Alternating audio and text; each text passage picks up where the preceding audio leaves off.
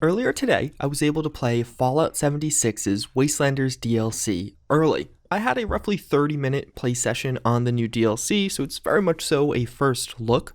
And to just clarify how exactly this came to be, this year I was attending Pax East in Boston. I was invited by Bethesda to get a hands-on, but also many other regular attendees are getting this as well as other media members. But it's not like they flew me out or paid me to play this early if you're worried about something like bias. In this video, I basically just want to give you those initial thoughts. What I saw and what I thought after my 30-minute play session. Unfortunately, I wasn't able to capture footage from this, you're just not allowed to do that. Although, also today, Bethesda did have a panel where some new gameplay was shown off, so from time to time I will cut in that footage when referencing something that did happen, although I will have a full video on the panel coming later. So to set the stage as to what this gameplay experience was like, I was playing Fallout 76, but just after you exit Vault 76. But of course now, in the new version of the world with Wastelanders. I was a fresh level 1 character, so it wasn't like I was able to fast travel around quickly and check out all of the new locations. And as such, most of what I'm talking about is going to be the introductory phase of this new DLC, but there are definitely things I found during my playtest that weren't actually revealed even during the gameplay we got today. So in this, what I did was basically just the initial quest, the starter quest with Wastelanders.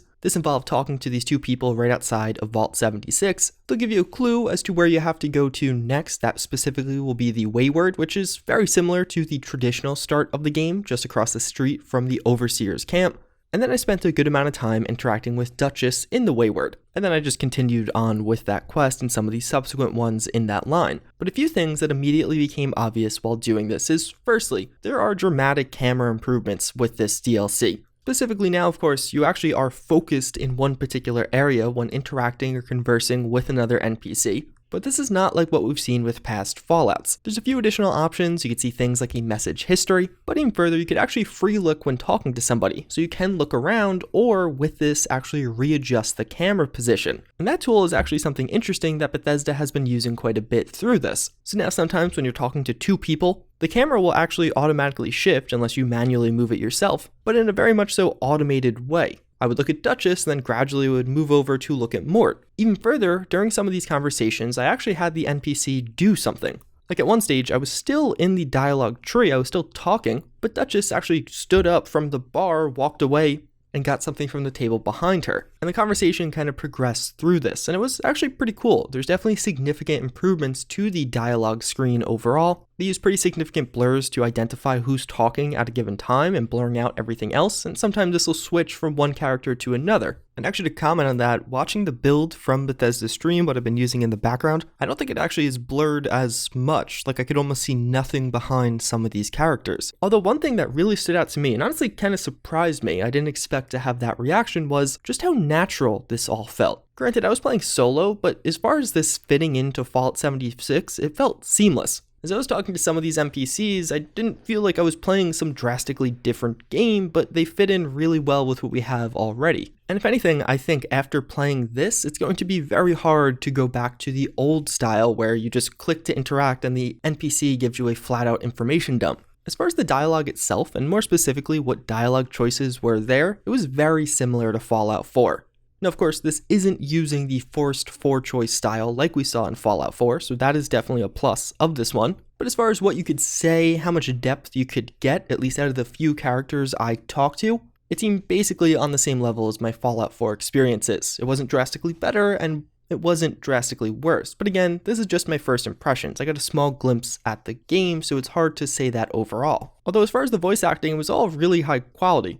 Again, I wouldn't say it's significantly better than Fallout 4, but maybe slightly. I think this is something that you guys couldn't really see during the Bethesda stream because a lot of times they talked over the voice acting, but hopefully when some of that gameplay does release without commentary over top, that'll be a little bit more clear. Although something interesting that did pop up after I talked to Duchess and kind of dumped her of all of her dialogue options starting a quest, in the middle of the quest I just went back to her to see if she would have something to say, and at that point I actually had no dialogue whatsoever. Like not even a dialogue window opened or anything, she just gave you that canned one-liner. And pretty similar to how it worked in Fallout 4, a lot of those kind of miscellaneous NPCs you encounter still seem to have just one-liners. You don't actually go into dialogue with them. Or at least again, just based off that limited amount I saw. Although something else that seemed to be very present are skill checks. Through the initial quest, the 7 or 8 NPCs I talked to, I would say basically every single one that had significant dialogue choices also had a skill check. Even for some of them where it was like, you just talk to that NPC that one time and that's probably it. As such, I do definitely have a feeling that skill checks will be a prominent feature throughout all of Wastelanders. And in general, I would say this new dialogue system is good.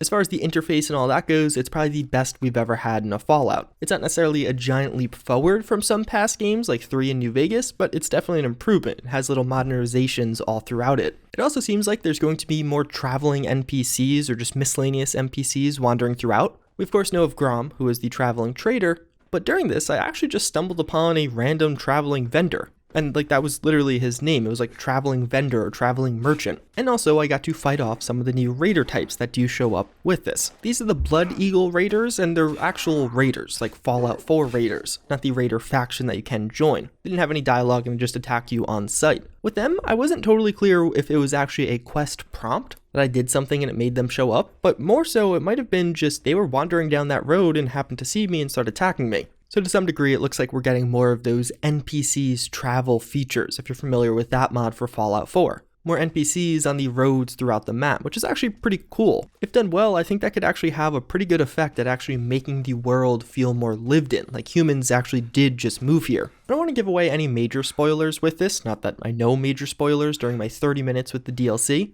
But one of the first objectives, like literally the very first objective I had during this new quest, was to actually set up a sign and play a broadcast at a local radio tower in order to entice people to come in. Specifically, this was around the treasure of Appalachia. And I have a feeling this is going to be a major part of this story, finding out about this treasure, actually maybe finding it for yourself. I don't know much more outside of that, but you get immediately introduced into this, and you could ask many questions, much of which are met with I don't really know answers. Something else pretty cool, right at the start of this quest, you do have, hey, go take down this guy. But seemingly from that, you're going to have a wide variety of options to handle that situation. You have a few optional components of this to talk to somebody else, get some additional information, and go a different route. Likely, if you actually go to that location and talk to the person, you could probably fight him or try and negotiate your way out of that. But it definitely seems like choice and consequence will be making a big return with this. We didn't see it so much in the dialogue, again, what little I saw.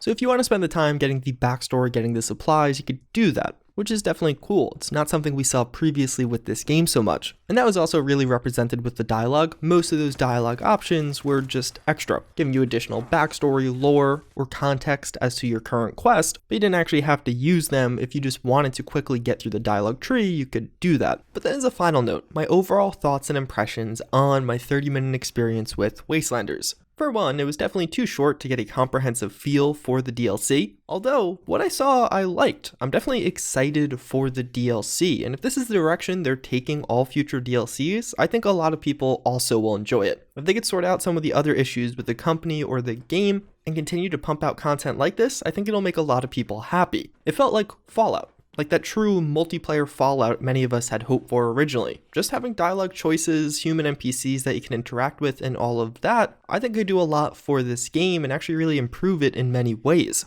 Although, it didn't really quell any of my major fears. It kind of did what I hoped it would. I wasn't majorly disappointed by anything I saw. But one of my major fears continues to be that there won't be enough content with this. That'll be a ton of great content that doesn't actually last that long because so much time was spent on implementing some of these subsystems, like that dialogue camera and functionality around it. As far as right now, I don't really know. It definitely seems like it'll be a fairly large and comprehensive change for the game, and it definitely seems like it is intended to be a new game. At certain points during the interactions, you actually had the NPCs referencing things that had happened in the wastes. Like what happened over that past first year in Appalachia, like talking about the Vault 76 overseer who left and how there's a holotape waiting for you. And more so than anything else, I would say overall what this did was make me very curious and excited for the future. Maybe Wastelanders does end up struggling with content. Maybe it is way too short, but that would be a very good problem for this game to have, or at least a much better problem than some of the previous or current ones.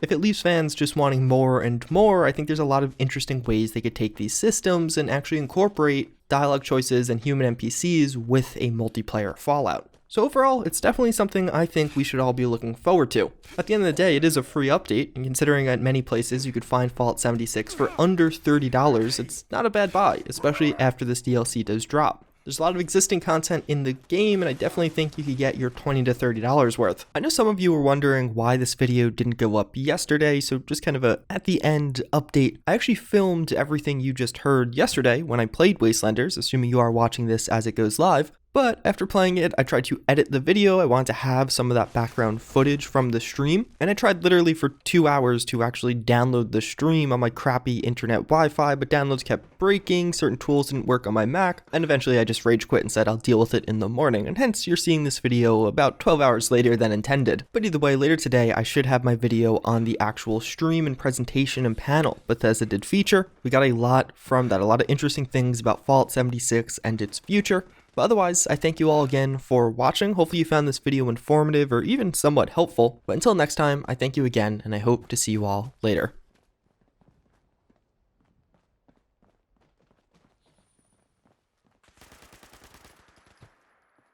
Oh, it's somebody I lost it.